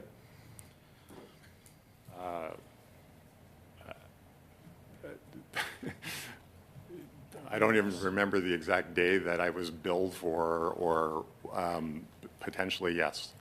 Thank you. Yeah, it sounds like a yes. We've heard a lot about double dipping, where we have folks who are providing services to the Government of Canada while also working for the Government of Canada. We know that PricewaterhouseCoopers does hundreds of millions of dollars in business with the government. It's the fact that this is just further evidence of the disregard for the public dollar in the ongoing scandal of double dipping is it's unsurprising, of course, but troubling for Canadians. You said you were proud of ArriveCan. I've talked to frontline border service officers, and I speak to them regularly. I spoke to them during the time that you talk about, the challenging time of 2020, 2021, 2022, and time since then. This cost $60 million, and it wasn't necessary. It absolutely was not necessary. You said that you would have spent more on hiring border service officers if you had money to do it, but you had the money. And the border service officers have been very clear with me that they could have done, with resources made available to them, more than was done with the app, but also been able to do the job that they're there to do, to make sure that the traveling public is safe, to make sure that we have the proper flow of commerce into our country. And they, instead, scammers and grifters were paid. Pools and decks were put on the houses of contractors who added no value to this app, charging 30% commissions and bonuses paid to executives, while border services officers were able to execute on their core function. So to be clear, you're proud of the $60 million price tag on the app. Thank you, Mr. Chair. First of all, I take umbrage that I'm being referred to as double dipping to prepare for this committee. Sir. And secondly, there was no ongoing source of funds to hire border service officers, and my point in my opening remarks was Mr. Osowski, you spent $60 million on this thing, so there were funds. There were funds available. You made a choice, and the choice was to spend it, and we in the way that you did, and 30% commissions going to people who added no value. You talk about programmers. Your question, Mr. Barrett. Christian Firth and Darren Anthony, they're not programmers, but the people who. Question. Are you proud of doing business with these grifters instead of properly funding frontline border service officers? Thank you, Mr. Chair. There was no choice at the time to use this procurement vehicle. It's a failure of leadership. Thank you very much. Suivant, c'est M. Drouin. Vous avez la parole pour 5 minutes, s'il vous plaît. Mr. Drouin, 5 minutes. For being here, and I certainly don't want to comment on PwC. It is a respectable firm that has done business with the Government of Canada under red leadership and under blue leadership, and I think it's unfair the way we or certain members are treating your relationship with PwC. It has nothing to do with the issue at hand. I want to go back to early days of the pandemic when CBSA was seized with borders that were closed. And you obviously, what was the rationale and the thinking behind when borders are closed? Were you able to predict everything that was going to happen when a border is closed? Thank you for the question, Mr. Chair. It is a profoundly complicated and blunt process to shut down the border. As you may recall, at the very beginning, at some point in the beginning of the pandemic, only Canadian citizens were allowed to return home. I had border service officers who were married to U.S. folks, U.S. border service officers, in fact, that could not go back home or could not come across with their family members because they were not Canadian citizens. This was very hard at a personal level for everyone involved in terms of, for lack of better words, the rough justice that was required to manage and contain the spread of the virus. So we did the best we could. We had established criteria. We had to make adjustments all the time. I had a full-time 24/7 border operations center trying to apply judgment in tricky situations that couldn't be anticipated. It was incredibly complicated and stressful. And I am proud of the way the agency responded in that, because it was hard on everyone, but at the end of the day, it was the right thing to do. And I recall even truck drivers weren't sure at the time whether or not they were insured if they were crossing the border for commercial purposes. I've had several chats with constituents at the time. And I want to go back to developing an app where there's no time to test properly, to release slowly to the public. Just talk about, and I don't know if you have general experience in developing an application, but there's been a lot of accusation made towards the app should have cost $84,000 only. I'm just wondering, with other applications across the IT space, there's hosting costs. The more customers or the more clients sign on, there is a cost to that. Can you elaborate on that? Thank you, Mr. Chair. Yes, often people have referred to the fact that it blew past its $80,000 budget. There was no budget. It happened to be the $80,000 is what they estimated the cost of the first release of the app was. After that, now the Auditor General has said there was 177 versions, excuse me, of the app. Each of those apps required incredible efforts to put together. It required cloud service access to support it. It required security work to be done to it. It required a call center for people to access. It required a web-based version. It had to go, excuse me, it had to go through the app stores to be vetted before it was released. The time frames were incredibly tight. The user testing was not always able to be done in time. Obviously, there was one big error where folks were put into quarantine that should not have been put into quarantine, and we apologize for that. But this was a very sophisticated tool, and I've seen no credible evidence from any witness to say that they could have done it much less expensive than this, notwithstanding the procurement issues at play. This was a very complicated app, many different versions that were not able to be predicted in advance. And we were always playing catch-up, quite frankly, to see what the art of the possible was for what the public health agency needed to do to manage the virus properly.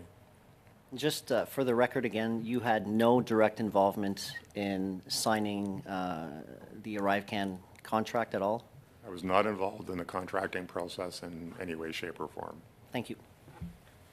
Thank you very much. Suivant, c'est Madame Sinclair Desgagnés encore. Ms. Sinclair de Gagné, 2.5 minutes. Don't be surprised if I don't agree with you, but I will not insult you like some have done. Now, let me get to my last question, Mr. Osowski. If you had known that employees or public servants were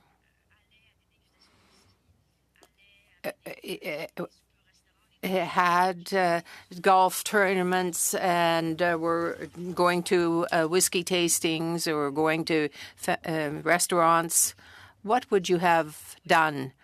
Would you have fired them? Would you have let them go if they didn't declare that to you? Thank you for the question, Mr. Chair. If, in fact, it had been brought to my attention, there would have likely been an investigation, and if wrongdoing was found to have happened, there's a range of penalties that could have been applied to the person. Monsieur Osowski, avec ce que l'on sait. With what we know now, do you think that was bad behavior on their part, accepting gifts of very expensive whiskey and so on? You're not going to tell me, I hope, now that that wasn't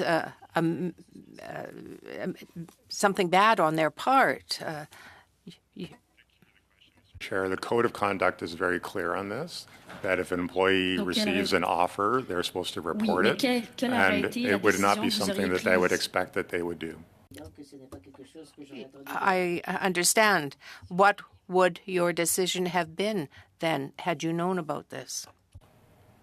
Thank you, Mr. Chair. So if one of my direct reports had said that they'd received an offer such as this, I would have hoped that they would have said that they turned it down. If they had not, then we would have had further inquiries. Donc, vous refusez de répondre à la question. D'accord. You're refusing to answer my question. Okay. You're here as a citizen. And I find it a bit odd that you're refusing to answer my question because you were president of the agency. You have the opportunity now to say that had you known, you would have taken action. There would have been reprimands, but yet you are refusing to answer the question. I find that to be too bad. Now, as a citizen, and that is why you are here, as an individual, the CBSA employees participated in things like that, are still in the employment of the agency. Do you think that's normal? And I'd like a specific answer, please, yes or no. Mr. Chair, I did answer the question. There is a code of conduct. Employees are to report offers of hospitality like this. If they have if they have not done so, and then that needs to be investigated and they need to be reprimanded. Et voilà. Merci beaucoup. Thank you very much. Floor, nice to see you, sir. You have the floor for 2.5 minutes, please. Well, thank you, Chair, and it's a pleasure to be here this morning, bright and early, out here in British Columbia. I sit on the International Trade Committee, and we've studied the ArriveCAN situation from the perspective of how it affected movement and trade across the border. Here we are today talking more about the financial misdoings, I would say, and all of this irresponsibility, in addition to the facts that the Auditor General has brought to light, leads me to believe that there was misconduct, or at the very least, some terrible management practices at the highest level of CBSA. There was no formal agreement between PHAC and CBSA between April 2020 and July 2021 to clarify roles and responsibilities. In the absence of a designated lead, good project management practices such as developing project objectives and goals, budgets, cost estimates, risk management activities weren't carried out. And there was a lack of financial record keeping. Eventually became impossible to have a check and balance system. So my just simple overall question is, wouldn't you say that in the end that this is your legacy and CBSA under your tenure is responsible for this? Thank you, Mr. Chair. There's lots of regrets here around things that the Auditor General and others have found out about how this happened. I would say, as I said in my opening remarks, this was an emergency situation. Eventually, we did have an agreement with the Public Health Agency, who was the business owner of the app. There should have been better documentation. There should have been better recognition of the controls and procedures. And I regret that that happened under my watch. I hope that's not my sole legacy as the president of the CBSA. Well, thank you, Mr. Chair. That's all the questions I have. Thank you very much. Next up, we have Mr. Brock for 5 minutes, please. You said Mindone didn't choose GC Strategies. Who did? Thank you for the question, Mr. Chair. This has come up multiple times. Just give me a name, sir. I think the question, Mr. Chair, is the issue is really who proposed GC Just Strategies. a name, sir. Who ultimately signed off and chose GC Strategies? It's a simple question. I want a simple answer. Point of order, Chair. Point of order. Yes, Mr. Sobera, I believe. I wanted to get your attention there. I think the tone of questioning from my colleague on the opposition side, we've had a really good meeting to date, and the tone of questioning the start off here is kind of veered off somewhere where it's, if I can use the word disrespectful, I think that'd be probably apt. Well, I don't think it's disrespectful. It's certainly sharp, but that is Mr. Brock's within Mr. Brock's parameters or ability to decide how he'd like to question the witness. But it has certainly been respectful. Mr. Brock, you have 4 minutes, 40 seconds. What's the name, please? Mr. Chair, I do not know who chose GC Strategies. The Auditor General is also not able to determine who chose GC Strategies. Thank you, sir. This is my time. For the record, the president of the CBSA, an extremely large ministry, is unable to give evidence to this committee as to who ultimately chose GC Strategies. That's absolutely incredible, sir. Moving on. I want you to table all emails and attachments sent to you by Aaron O'Gorman since you left the agency within 3 weeks. A document tabled by the CBSA called Just Lessons... hold on. I want to get an acknowledgement from the witness if he's prepared to do that. Generally, and I'm sure you're aware of this, committees can request, or members through committees can request information. Is that something you'd be prepared to provide to us or So get you're back asking to us on? thank you, Mr. Chair. So you're asking for all emails that I received from Ms. O'Gorman. Is that correct, Mr. Brock? I have stopped the clock. Emails, all attachments, any other pieces Okay, I think that's clear. of Okay. correspondence since you left the Thank you. agency. I'd be happy to do that. Thank you very much, Mr. Brock. You have 4 minutes. Now, there's a document that came out of the Auditor General's report from the CBSA called Lessons Learned. A highlight and a conclusion of that document indicates that a central governance authority was needed. You previously said that you briefed ministers and cabinet during your tenure as president. Did you raise that issue with them? Thank you, Mr. Chair. I'm not aware of the document that Mr. Brock is referring to. I'm asking about the concept of a central governance authority. Did you raise that with ministers and cabinet? I have no recollection of raising that with ministers or cabinet. Did you advocate for this? Mr. Chair, I don't even know what the reference is without looking at the document and seeing how it's been Okay. explained. If it's not you and if it's not current President O'Gorman, who is it? Mr. Chair, I'd be happy to review the document if the member Is would it- like to provide it to me. Is it likely the Minister of Public Safety? Again, Mr. Chair, I'd be happy to review the document if the member would provide it to me.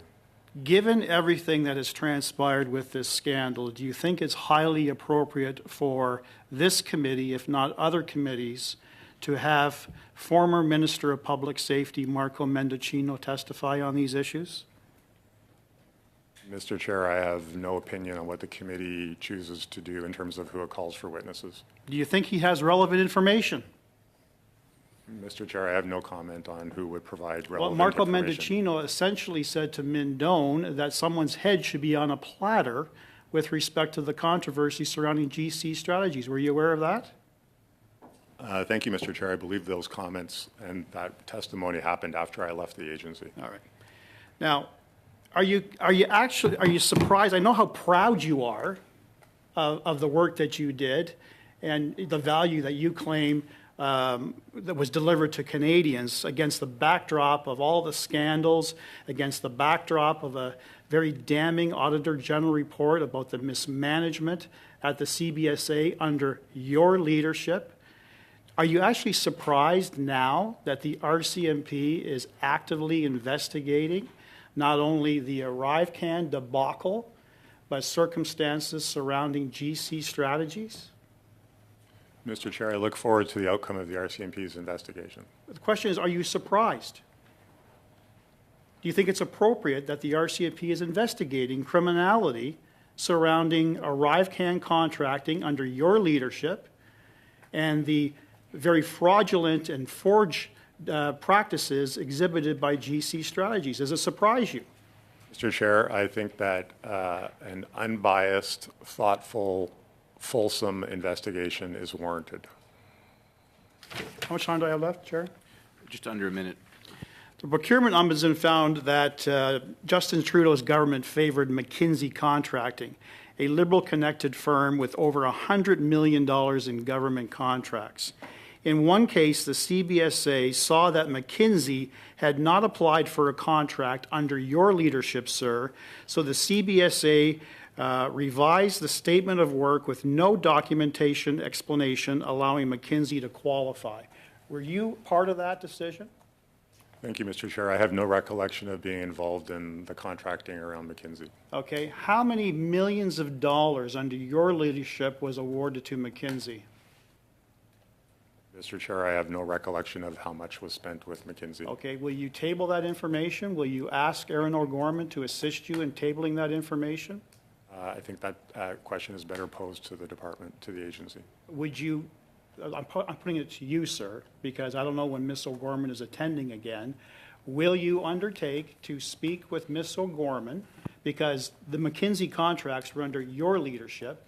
Will you undertake to speak with her and give this committee a number of how many millions of dollars in contracts under your leadership was awarded McKinsey contracting? Perhaps Thank you, Mr. Brock. Hold on. Mr. Brock, just hold on. Your time is up. I gave you more time because you're trying to get information. I allowed that. I will allow the witness to answer, and then we'll go to Ms. Yip. But I am here as an individual. I'm sure Ms. O'Gorman has officials watching the testimony today and taking note of the request.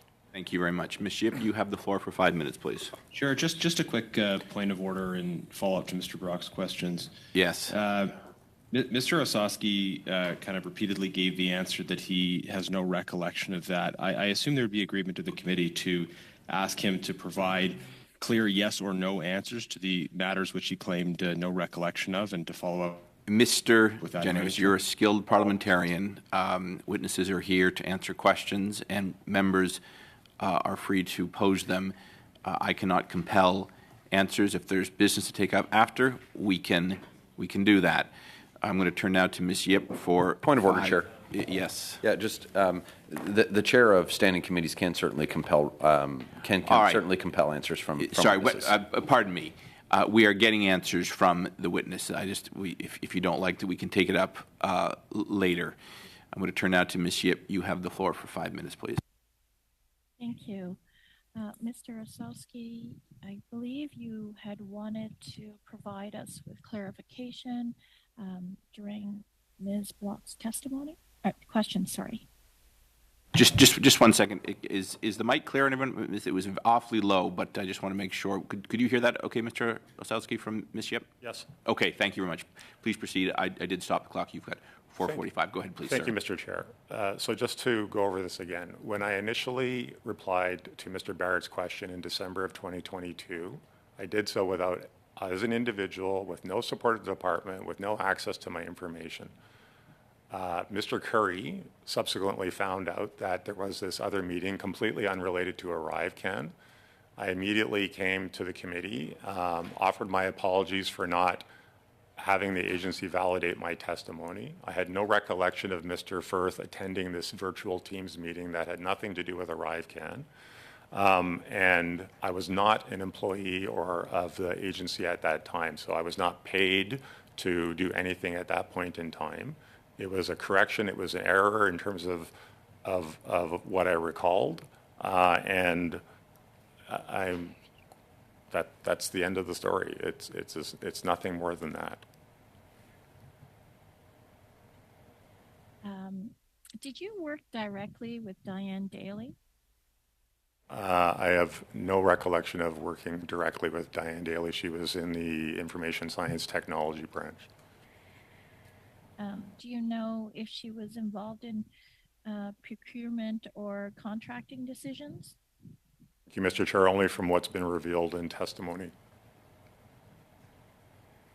Did you learn anything new, or were you at all surprised by any of Kristen Firth's responses before the House last month? Thank you, Mr. Chair. I have many thoughts on Mr. Firth's response and his appearance before the House, but nothing of relevance to this committee. Would you even like to share some thoughts? I'm fine, thank you, Mr. Chair. When did you begin working for PricewaterhouseCoopers? I started with PricewaterhouseCoopers, Mr. Chair, in August of 2022. And what is your role there? Thank you, Mr. Chair. So my classification is a managing director, and I provide strategic advice to the organization.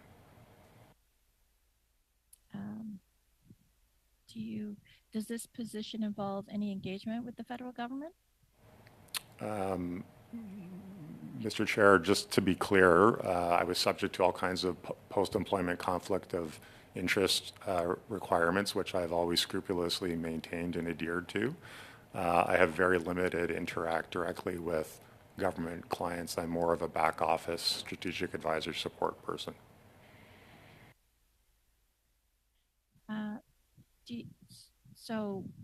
There are no other post-employment limitations?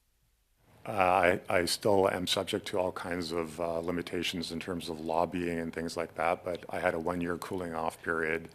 I'm not allowed to switch sides. They're all outlined in the Conflict of Interest Act, and my initial employment with the firm was approved by the Conflict of Interest Commissioner. Do you agree with the Auditor General's recommendations on this report? Thank you, Mr. Chair. It's not for me to disagree. The agency has agreed with them and are putting in steps to make the appropriate changes. So looking back, do you have any recommendations of your own to improve the procurement process? Thank you, Mr. Chair. The procurement process is a very, very complicated regime, for lack of better words. And I think that there is room for improvements in these types of things as a result of what we've discovered through the committee's work on ArriveCan. Is there anything else you'd like to add? I'm really not a specialist in procurement. I think there is always room for things to be better. I think that the government will always need the support of the private sector as it's trying to do transformative and big systems changes. And I think that finding a cooperative way forward would behoove both industry and the government. Is there anything else you would like to finish off? That's it. In terms of your testimony here? Thank you, Mr. Chair. No, I think I'm good. Thank you. Thank you very much, Ms. Yip. Just a question. You had mentioned, and I think this is believable, that if wrongdoing had been sent to you, you would have acted on it. But you said something at the top which was interesting, which is the auditor found systems were in place, they were not followed. So who's responsible? That's what we're trying to get at here. You were in a unique position to be responsible. In fact, you said you were the person responsible, but you were proud of the work. So can you answer that question for us? Who is responsible for rules that were in place to ensure tax dollars are wisely spent and accounted for, but the system broke down internally? Is it officials under you, or was it officials over you? Monsieur le Président. On a point of order, Mr. Chair. Yes, go ahead. I don't know. I'm new to this committee, but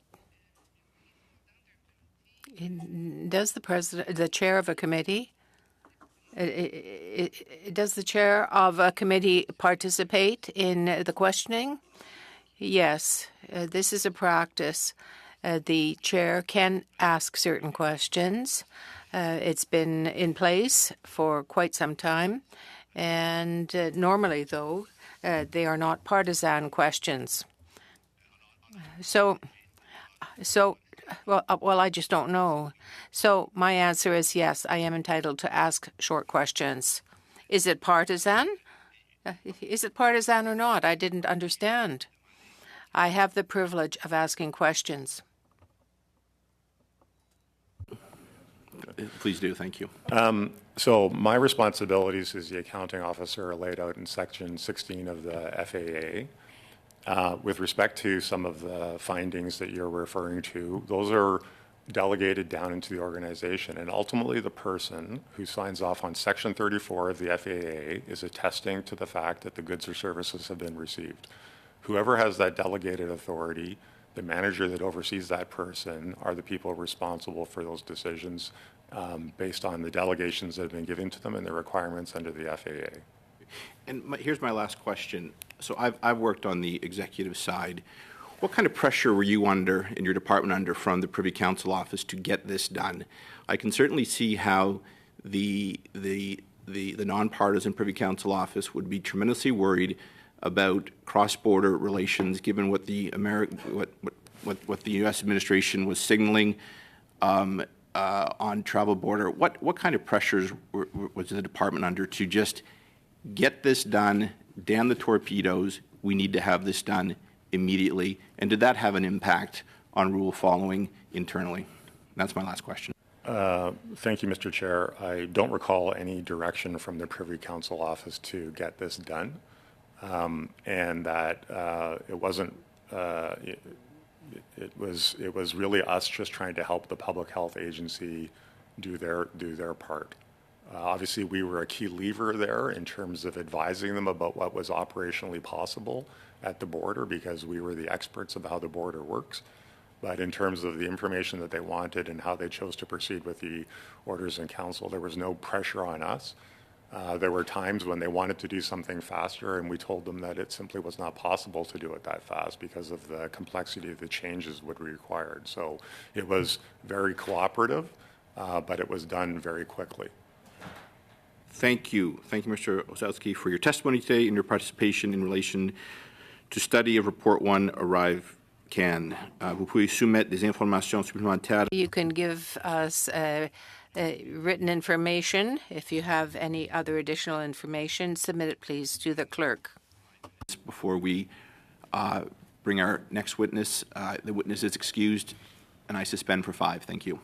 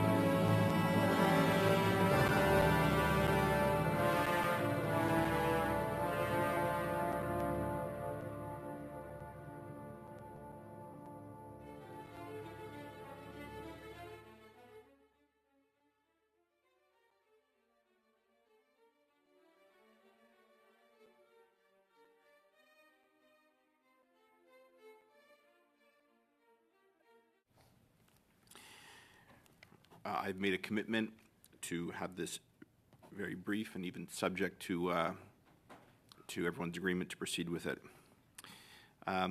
This is an issue that Madame Sinclair raised with me. I'll speak to it, and then turn things over to her.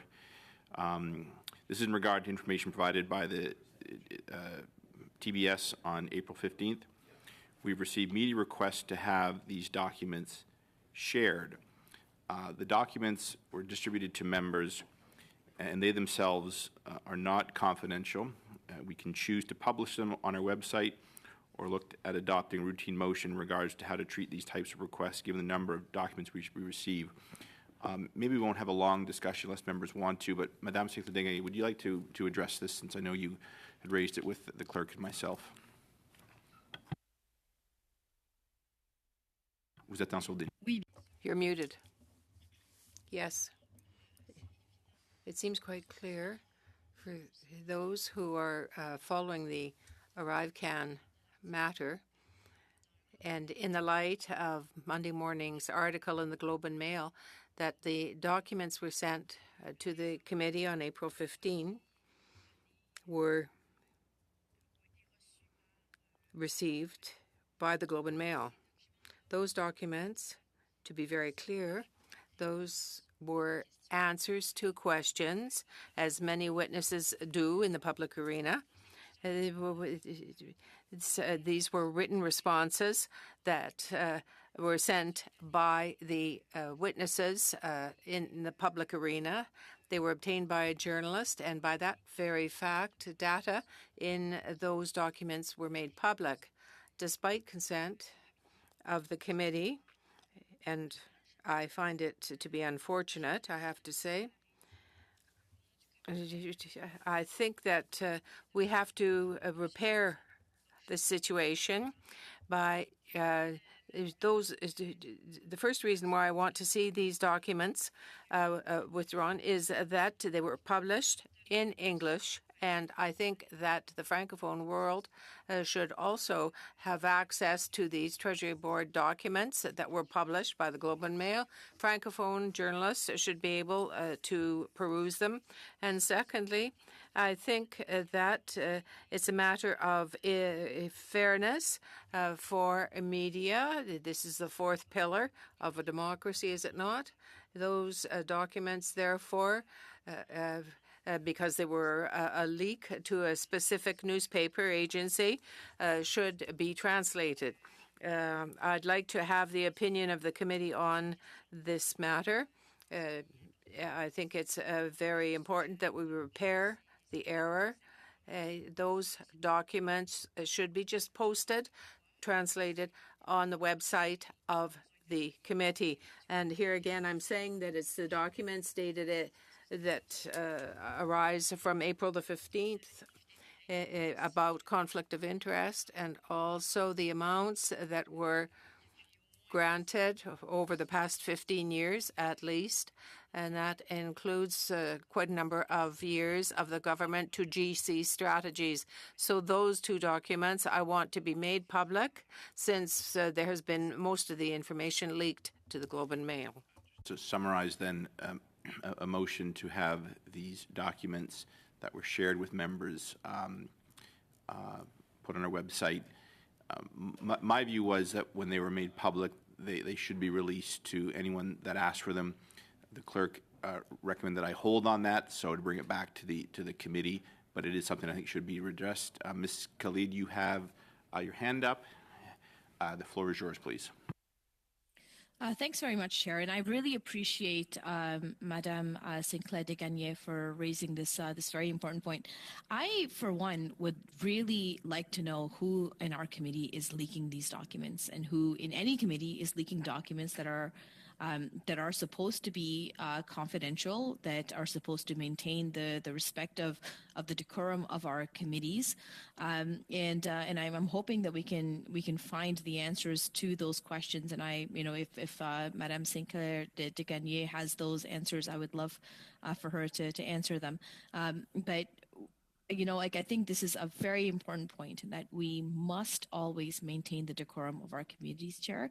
And I know that I've raised this with you and in many ways on many different points to ensure that that each and every one of us are respecting how our committees are operating. Because if we don't operate effectively, if we don't respect the democratic values that govern our committees, then we're not doing our country much of a service, to be honest. So I would love to understand exactly what happened here before we go into the depth of Madame Sinclair de Gagné's motion. Thanks, Chair. Thank you. Mr. Drouin, s'il vous plaît. Oui, merci. Thank you. I just want to say that I agree with what Madame Sinclair de Gagné has said. I'm sure it's not Madame Sinclair de Gagné herself who is the source of the leak, because it wasn't a Francophone journalist who wrote this. But we have to respect the committee and its orders. We have to respect the committee, as I say, and I agree with Madame Khalid that we have to try to find out what the source was, in a sense, to be able to ensure that documents are safeguarded. I'm not making any accusation, but I mean, the leak was to an Anglophone journalist.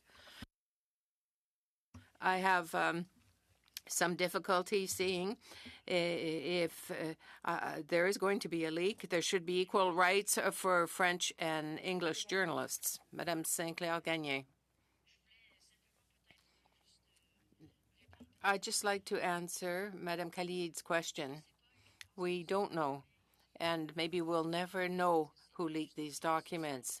That wasn't the substance of my motion. My motion is intended to see that the committee remains honorable and maintains confidentiality, not making these documents public.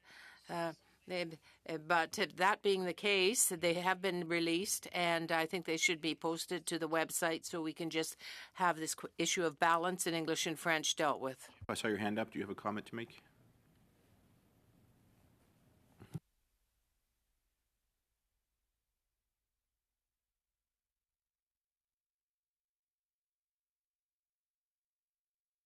Just in the meantime, Madame Sinclair de Gagné, could you just read out your motion, please, s'il vous plaît? I will certainly give you. Je vais vous donner du temps à trouver. I'll give you time to find the motion. Yes, in French, in view of the fact that information contained in the written information submitted by the Treasury Board Secretariat on April 15th, 2024, appears to have been leaked to a journalist of the Globe and Mail in an article, three firms tied to contracts, which was published on May 13th, 2024. I move that these documents dated April 15th from Treasury Board should be posted. So I'm not seeing more hands. Ms. Khalid, puis Mr. Drouin, our normal clerk, our regular clerk, is not here today to kind of maybe give us an update on what happened, at least behind the scenes. I'm not in a position to do so as well. So I guess I'm looking for the committee on how to proceed. Do we want to deal with Madame Secrétaire Desgagnés's motion to release these documents and a question of alors qu'ils sont disponibles en anglais puis aussi en français? To make them available in English and in French, 2 points that were put forward by her today. I can have a discussion at another time about a protocol, because it did put the chair in an awkward position where documents were available to some, but not all. Yes, Ms. Khalid.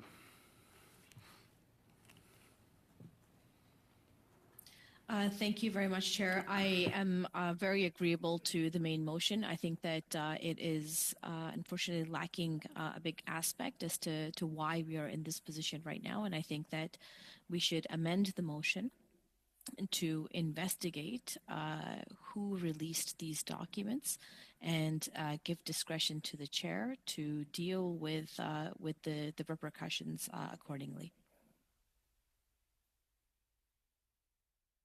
Because I do think this is a very serious issue. We abide ourselves by very stringent rules as to what is in camera, what kind of sensitive documents are presented to us, and how we study them. And you know, like I used to sit on the International Human Rights Subcommittee, where release of documents or release of names of witnesses would often mean the severe security and safety of the witnesses that came before our committee. And I think that protecting the sanctity of what is presented to our committee is very, very important. And as a Public Accounts Committee, I think it is incumbent upon us to really investigate this matter and to figure out why this happened, who did it, and what are the consequences. And I sincerely believe, Chair, that there should be consequences to this. Oui, Madame Secrétaire Desgagnés. Madame Sinclair Desgagnés. Oh. Point of order. Did Ms. Yes. Khalid move a specific amendment, or was she making suggestions? Because if she moved, no, Chair, I moved a specific amendment. Yeah. So I'm in a position here where I am certainly open to hearing more about this. I consulted the clerk on it. I don't want to speak for her, and so I'm going to nudge the committee to push this off and deal with it when the clerk is here to kind of speak to what is considered in-camera confidential information and what it is not. From my view, both in discussing with the clerk and as a matter of practice, a response to a question is certainly not in a public. A response to a public question is certainly not in camera sensitive. Now, having said that, there's no doubt that information provided to members is committee business. But this is not at the level of a report being made public. Having said that, we can discuss this, but I do think we should hear from the clerk before we proceed too far down this path. I've got Madame Secrétaire Desgagnés. Ms. Khalid, is your hand up again, or is that a previous hand? Oh, yes, okay. So, Madame Secrétaire Desgagnés, puis après ça, Mr. Barrett. Oui, Madame Secrétaire Desgagnés. Yes, Madame Sinclair Desgagnés. Chair, I think we're getting bogged down in the weeds here. The motion's very clear. There is no problem with the fact that if the motion is approved, that the documents could be posted on the website. This issue, I think, should be dealt with as quickly as possible. If there's a matter of procedure, any clerk can answer any questions we have, I'm sure, if it's a question about general procedure. But I'm not particularly in agreement with the amendment, but I'm going to wait to hear what the Conservatives have to say with respect to my original motion and how to proceed on it. And Mr. Barrett is up. Yeah, thanks very much, Chair. So to the main motion, we support the motion. Okay.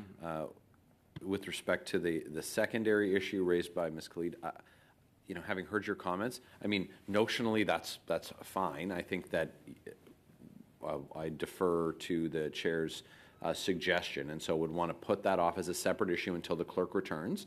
But generally speaking, the issue of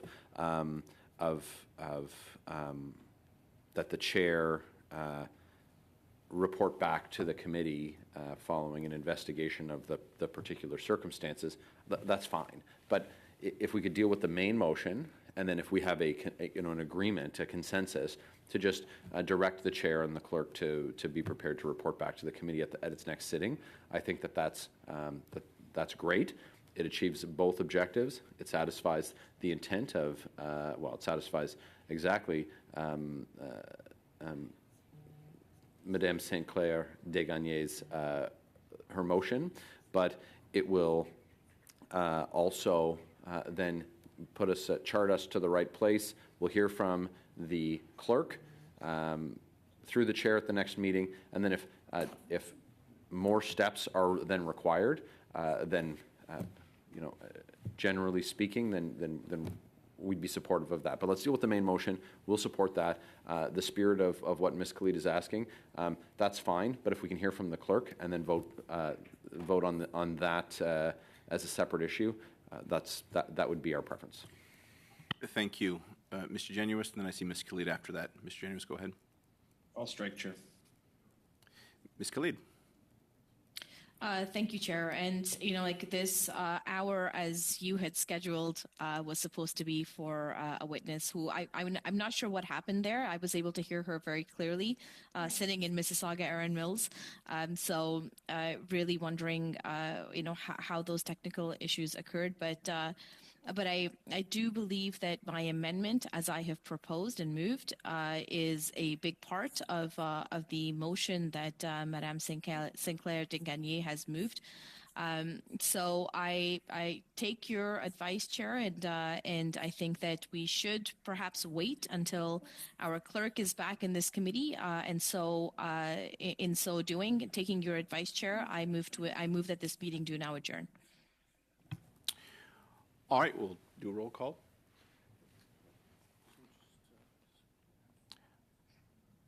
Move to adjourn.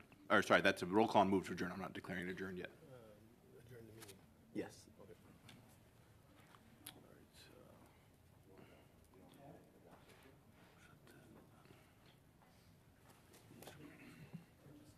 Just a second here. Madame Châtel. I vote yes.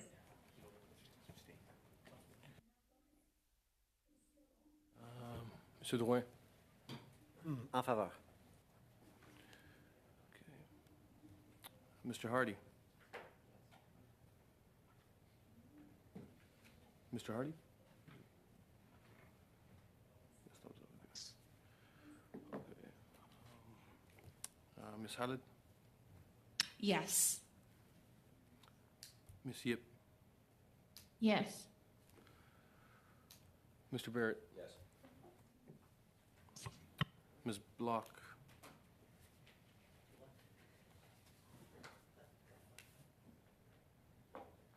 Ms. Block? Who's that? Trying to get? Ms. Block. She's online, but Just skip it. yeah. Mr. Brock? Yes. Madame Sinclair Desgagnés? Non. Mr. Cannings? No. 7 yeas, 2 nays. This meeting is adjourned. We'll see you on Tuesday. Have a nice long weekend, and happy Victoria Day.